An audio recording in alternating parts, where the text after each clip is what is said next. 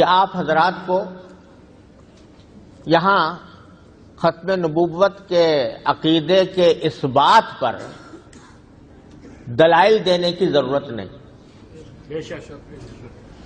یہ ایسا عقیدہ ہے کہ مسلمان جو مسلمان گھرانے میں پیدا ہوا ہو وہ روز اول سے الحمدللہ اس بات پر ایمان رکھتا ہے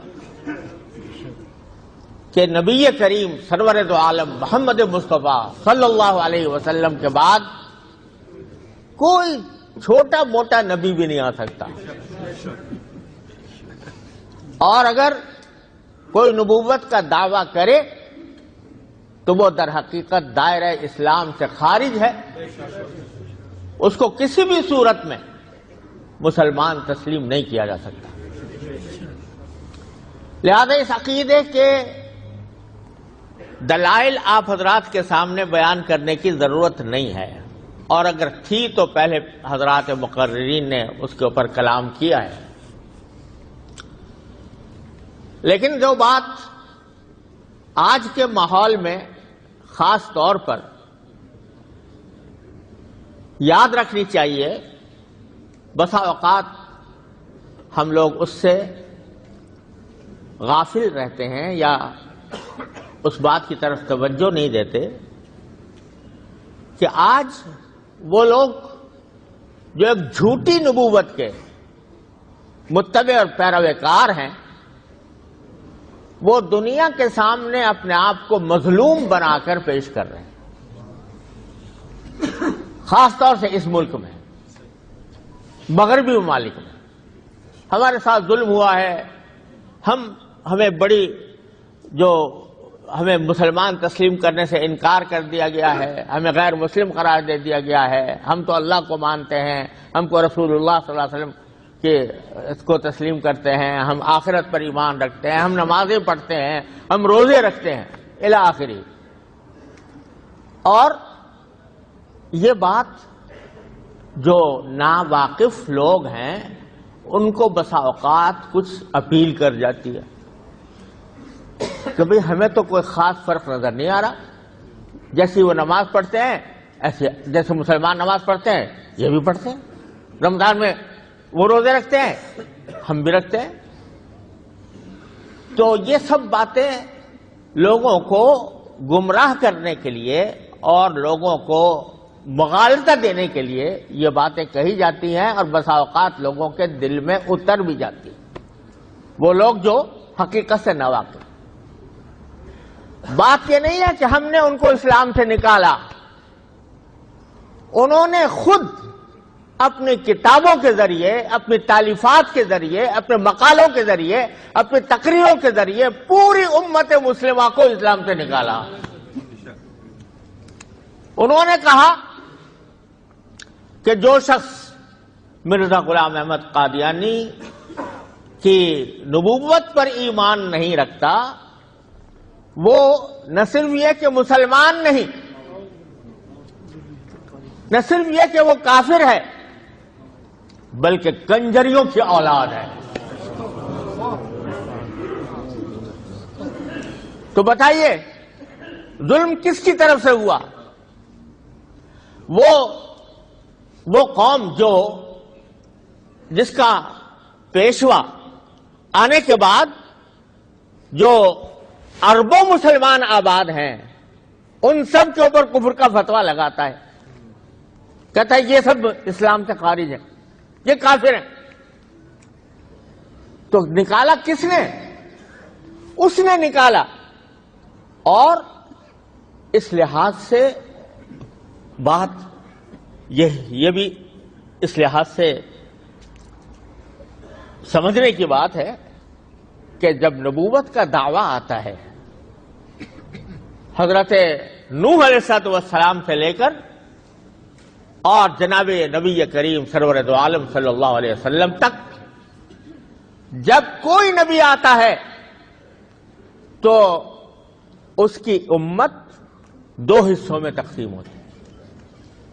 ایک حصہ وہ ہے جو اس پر ایمان لاتا ہے، مسلمان ہوتا ہے، اور ایک وہ ہے جو اس پر ایمان نہیں لاتا اس کی تکذیب کرتا ہے وہ کافر ہوتا ہے۔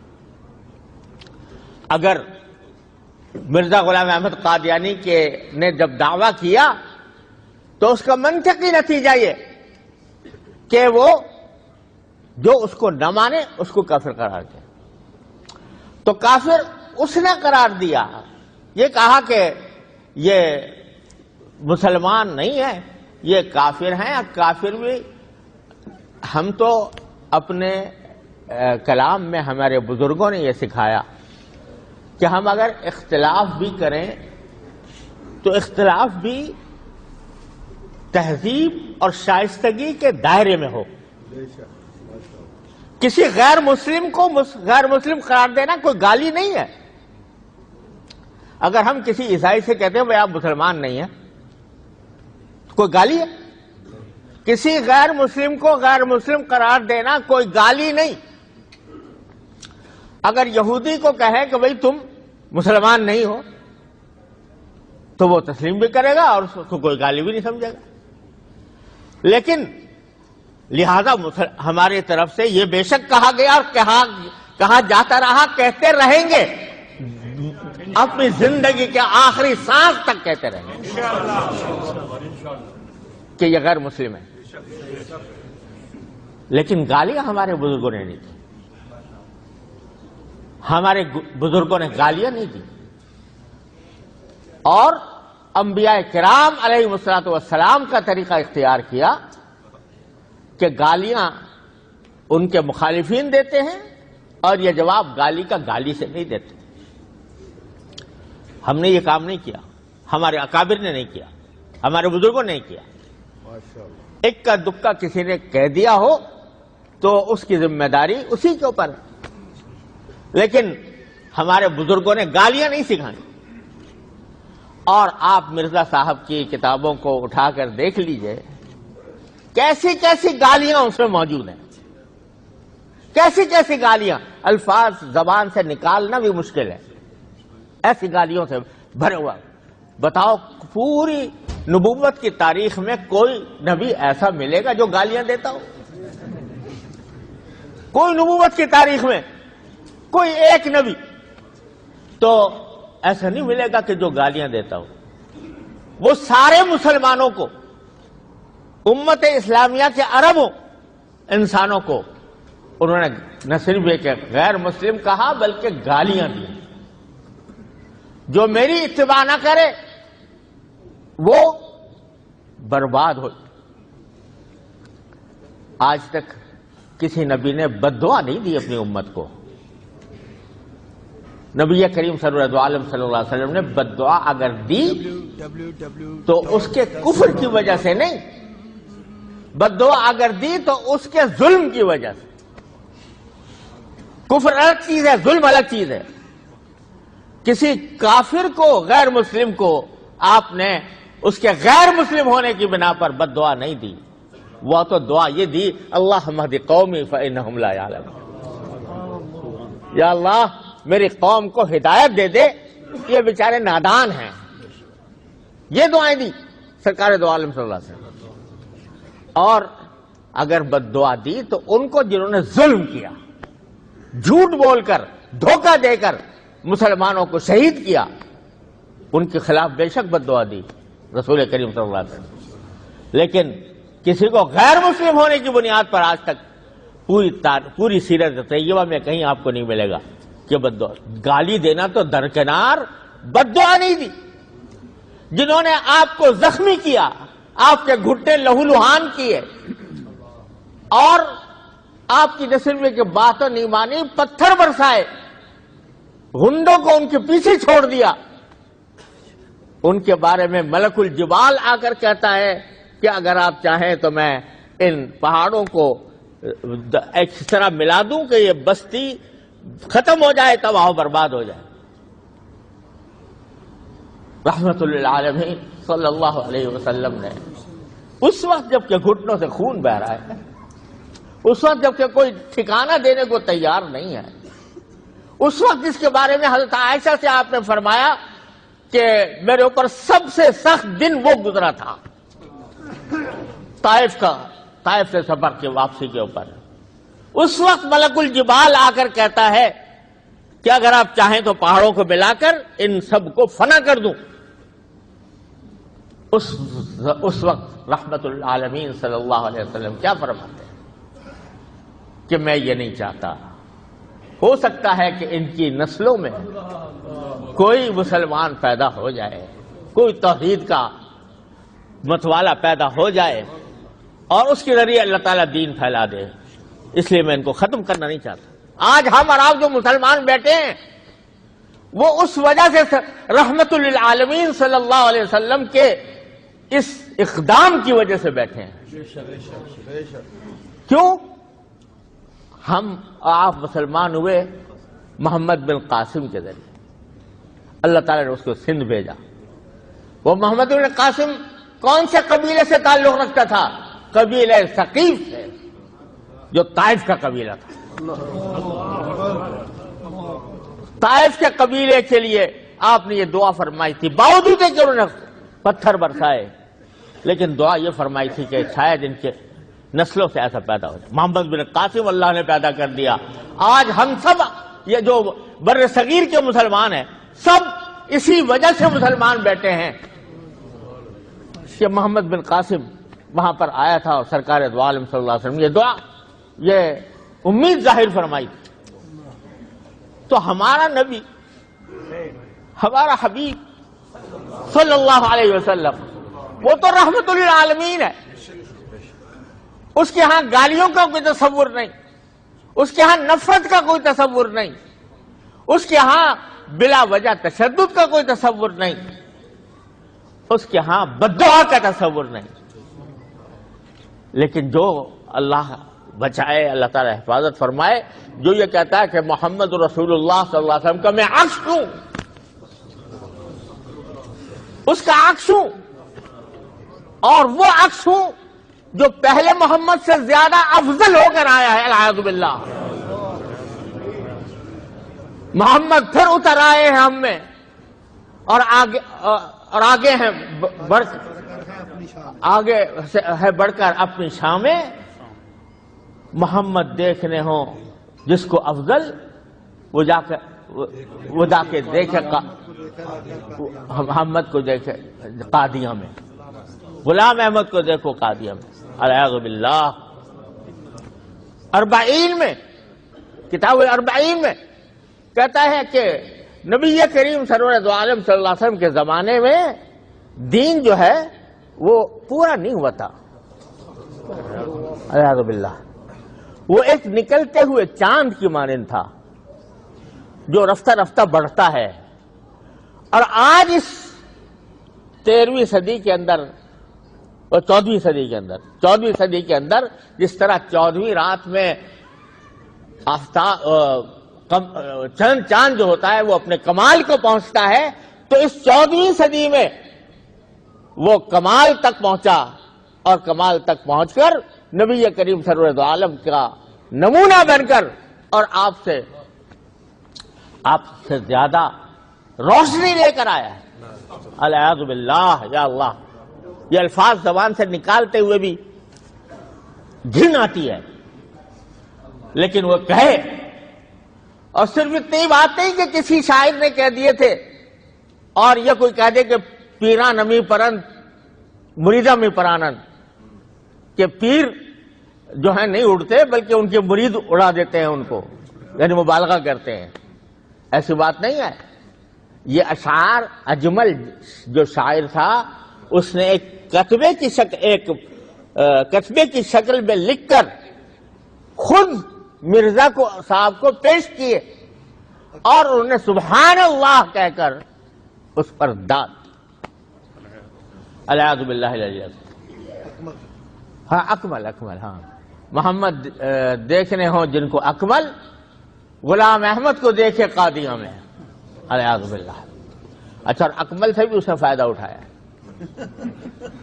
یعنی اکمل اس کا تخلص تھا, لیکن وہ کمال سے بھی کہ محمد دیکھ رہے ہوں جن کو اکمل, یعنی محمد کو کمال کے اعلیٰ درجے پر اگر دیکھنا ہو اعوذ باللہ تو غلام احمد کو دیکھے قادیہ میں. تو بھائی ہمارے نبی، ہمارے پیارے، ہماری جان آپ پر قربان، ہمارا مال آپ پر قربان، ہماری آبرو آپ پر قربان صلی اللہ علیہ وسلم، انہوں نے تو کبھی کسی کو نہ بد دعا دی، نہ کسی کو گالی دی، نہ کسی کو برا بھلا کہا، دعوت ضرور دی کہ بھائی آ جاؤ اسلام میں داخل ہو جاؤ، قولوا لا الہ الا اللہ۔ لیکن جو شخص اپنے آپ کو آپ کا عکس کہتا ہے، اس کے وحی میں گالیاں ہیں، اس کے کلام میں گالیاں ہیں، اور مسلمانوں کے لیے بد دعائیں ہیں، الیاذ باللہ۔ تو جو مظلوم ہیں ان کو کہا جا رہا ہے تم ظالم ہو، اور جو ظالم ہے اس درجہ ظالم کہ وہ نبی کریم سرور دو عالم صلی اللہ علیہ وسلم کی خاتم النبیین کی صفت پر نقب لگاتا ہے، اور جو نبی کریم سرور دو عالم صلی اللہ علیہ وسلم کا عکس ہونے کا دعوے دار ہے، اور اس کی بنا پر ساری امت مسلمہ کو کافر کہتا ہے، وہ اور نفرتیں پھیلاتا ہے۔ بتاؤ یہ کہنا کہ جو میری وحی پر ایمان نہ لائے وہ اولاد البغایا ہے، جی اولاد البغایا، ذریت البغایا، یعنی کنجریوں کی اولاد ہیں، وہ ہیٹ پھیلا رہا ہے یا ہم پھیلا رہے ہیں؟ جب کوئی شخص دعوت دیتا ہے کہ بھئی اپنے نام رکھا ہوا ہے جماعت احمدیہ، آؤ اس جماعت احمدیہ میں، تو وہ کیا مطلب ہوتا ہے اس کا؟ کہ ان تمام کتابوں پر، باتوں پر ایمان لاؤ جو اس نے اپنی کتابوں میں لکھی ہیں، ان سب باتوں پر ایمان لاؤ۔ اس میں یہ بات بھی ہے کہ جو اس کو پیغمبر نہ مانے وہ کنجریوں کی اولاد۔ تو بتاؤ ہیٹ ہماری طرف سے ہے؟ ہم تو بھائی باوجود اس بات کے کہ اس کے کلام نے ہمارے سینے چھلنی کیے ہوئے ہیں، نبی کریم سرور دو عالم صلی اللہ علیہ وسلم کی شان میں گستاخیاں، عیسیٰ علیہ السلام کی شان میں گستاخیاں، حضرت مسیح علیہ السلام کا دعوے دار ہونا کہ میں مسیح میں ہوں، اور حضرت عیسیٰ علیہ السلام کی شان میں گستاخی کرتے ہوئے کہنا کہ ابن مریم کے ذکر کو چھوڑو، اس سے بہتر غلام احمد ہے۔ ابن مریم یعنی عیسیٰ علیہ السلام، ابن مریم کے ذکر کو چھوڑو، اس سے بہتر غلام احمد ہے۔ نفرت وہ پھیلا رہا ہے یا ہم پھیلا رہے ہیں؟ جو انبیاء کو کی توہین کر رہا ہے وہ نفرت پھیلانے والا ہے، یا ہم صرف اس وجہ سے کہ ہم یہ کہتے ہیں کہ بھائی یہ مسلمان نہیں ہے، یہ اپنے اور عقیدہ ہے اس کا، یہ اور اس کا دین ہے اور اس کا مذہب ہے، ہمارے مذہب کا اس سے کوئی تعلق نہیں۔ یہ کہنا نہ نفرت پسندی ہے، نہ تشدد ہے، نہ کسی قانون کی خلاف ورزی ہے۔ ہم یہ چاہتے ہیں کہ یہ حقیقت ہمارے نوجوانوں تک پہنچے، وہ اس کو سمجھیں، اور اس کو سمجھ کر وہ ان کے گمراہانہ بیانات کے جال میں نہ آئیں۔ یہ ہم سمجھتے ہیں یہ ہمارا حق، اور اس حق کو ہم سے کوئی چھین نہیں سکتا، اور یہ حق باقی ہے، جاری رہے گا انشاءاللہ تعالی۔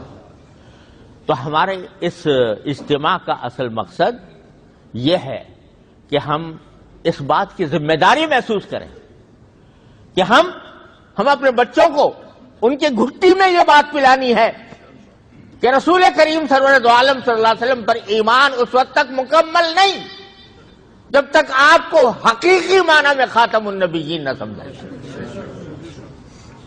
اور جو لوگ اس کے مخالف ہیں وہ دائرہ اسلام سے خارج ہیں، ہزار وہ اپنی مظلومیت کا رونا روئے، ہزار وہ اپنی مظلومیت کا ڈھنڈورا پیٹے، لیکن وہ دائرہ اسلام سے خارج ہے۔ یہ اجتماع، اس کا ایک ایک فرد اس کی اس کا ذمہ دار ہے، ذمہ دار ہے۔ جب اس نے لا الہ الا اللہ محمد الرسول اللہ پڑھا اور آمنت باللہ و ملائکتہ و کتبہ و رسلہ، اس میں یہ بات بھی داخل ہے کہ آپ کے علاوہ کسی کو آپ کے بعد نبی نہ کہا جا سکتا ہے، نہ مانا جا سکتا ہے، اور نہ اس کو دائرہ اسلام میں سمجھا جا سکتا ہے۔ اور الحمدللہ یہ حقیقت اب دنیا بھر پر واضح ہوئی ہے اور آئینی طریقے سے ہوئی ہے۔ میں نے شاید پہلے بتایا تھا کہ پاکستان میں کس طرح آج یہ پاکستان کے خلاف پروپیگنڈا کرتے ہیں کہ پاکستان نے ہمارے ساتھ ظلم کیا۔ ظلم کیا کیا ہے؟ ان کو 350 افراد کی اسمبلی میں اور وہاں پر ان کو پوری آزادی کے ساتھ اپنا موقف بیان کرنے کی آزادی دی گئی، اور کئی ہفتوں تک ان کا بیان ہوتا رہا، ان کے اوپر جرح ہوتی رہی، اور وہ لوگ جو سیکولر تھے انہوں نے بھی آخر میں ساری بحث سننے کے بعد یہی فیصلہ دیا کہ ان کو کسی طرح بھی، آج ہمارے اوپر ان کی حقیقت واضح ہوئی، ساری دنیا کہہ چکی، مکہ مکرمہ میں رابطہ عالم اسلامی کہہ چکی، مجمع الفقہ الاسلامی کے اندر میں نے قرارداد پیش کی، وہ سب نے منظور کی، ہر جگہ اس حقیقت کو تسلیم کر لیا گیا۔ بس ہم اسی حقیقت کو اپنے بچوں تک پہنچانا چاہتے ہیں، کسی تشدد کے بغیر، کسی نفرت انگیزی کے بغیر ہم اس کو پہنچانا چاہتے ہیں، اس کے لیے ہم آج جمع ہوئے۔ اور بھائی اللہ تبارک و تعالیٰ نے یہ ایک موقع فراہم فرمایا کہ مرزا غلام احمد قادیانی کے کتابوں کے جواب میں اور اس کے دعوے کے جواب میں جن علماء کرام نے کتابیں لکھی وہ کسی ایک مسلک سے لوگ تعلق نہیں رکھتے۔ علماء دیوبند میں حضرت علامہ انور شاہ صاحب کشمیری رحمۃ اللہ علیہ نے اس کا علم اٹھایا، بہاولپور کے مقدمے میں حضرت مولانا شبیر احمد صاحب عثمانی، حضرت مولانا مرتضی حسن صاحب چاندپوری، حضرت مولانا مفتی محمد شفیع صاحب رحمۃ اللہ علیہ، حضرت مولانا بدر عالم صاحب رحمۃ اللہ علیہ، یہ سب کا قافلہ بہاولپور میں گیا تھا انگریزی حکومت کے دور، اور وہاں اس حقیقت کو واضح کیا اور فیصلہ بہاولپور کے مقدمے میں مسلمانوں کے حق میں ہوا۔ حضرت گولڈن شریف کے پیر مہر علی شاہ صاحب رحمت اللہ تعالی علیہ، انہوں نے مسکت کتابیں لکھی اور انہوں نے دلائل کے ڈھیر لگا دیے، اور اس درجہ کہ مرزا نے ایک پوری کتاب حضرت پیر صاحب رحمۃ اللہ علیہ کے جواب میں لکھنے کی کوشش کی، تحفہ گولڈویہ۔ تو جو بریلوی مسلک سے تعلق رکھنے والے حضرات تھے وہ اپنے محاذ کے اوپر، علمی محاذ پر ڈٹ کر انہوں نے مقابلہ کیا۔ اہل حدیث حضرات میں حضرت مولانا ثناء اللہ صاحب رحمت اللہ علیہ، غرض تمام مسالک کے علماء نے اس وقت سے باتفاق و اتحاد، اور یہ تحریک ختم نبوت جو سن 1953 میں چلی اور پھر اس کے بعد سن 1974 میں، اس میں سارے مسالک کے علماء ایک ہی سٹیج پر، ایک ہی صف، یک زبان ہو کر جمع تھے۔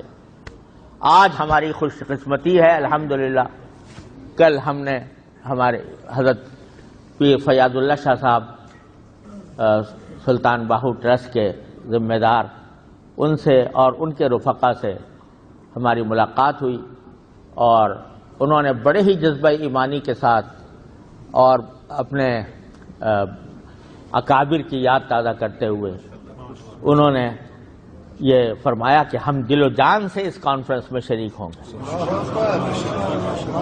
اور نہ صرف اس کانفرنس میں شریک ہوں گے بلکہ آئندہ ہم ایک ایسی باڈی بنائیں گے جس کے اندر تمام مسالک اکٹھے ہوں اور اپنے اس حق کے تحفظ کے لیے پورا کردار ادا کریں گے۔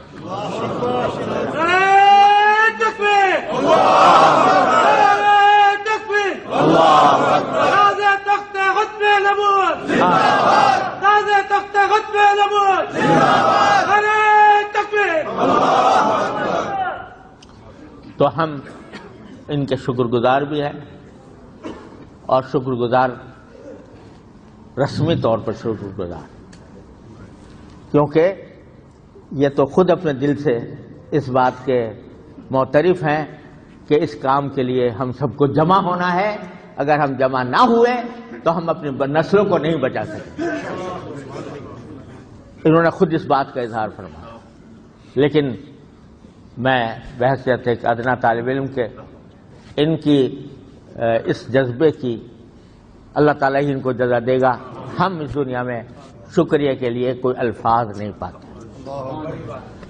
تو انشاءاللہ اس طرح یہ کام جاری رہے گا، اور خوب سمجھ لیجئے کہ اگر اس کام میں رکاوٹ ڈالنے کے لیے مختلف قسم کے حربے بھی آزمائے جا سکتے ہیں۔